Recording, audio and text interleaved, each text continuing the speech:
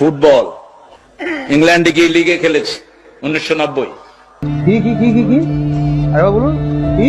অত্যন্ত কম বয়স, পয়সা দিয়ে নিয়ে যেত খেলার জন্য, ভালো ইনকাম।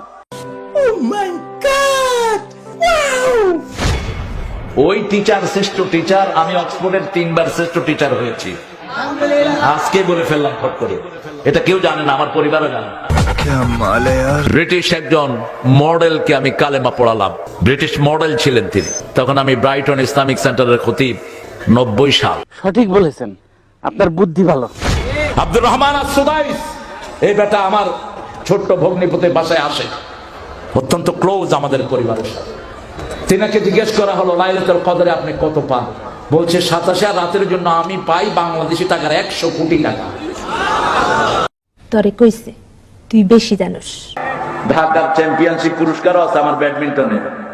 আসো খেলবো, খেলা হবে, খেলা হবে।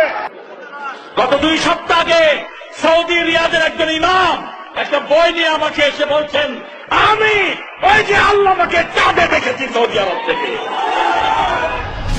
আমরা হুজুরকে আনবো ইনশাআল্লাহ। আমরা হেলিকপ্টার ঠিক করছি, এটা ঠিক করছি, সেটা ঠিক করছি। আমি হেলিকপ্টারে উঠতে চাই না, কারণ হেলিকপ্টারতে বেশি দ্রুতগামী রকেটে আমি চড়েছি অনেকবার।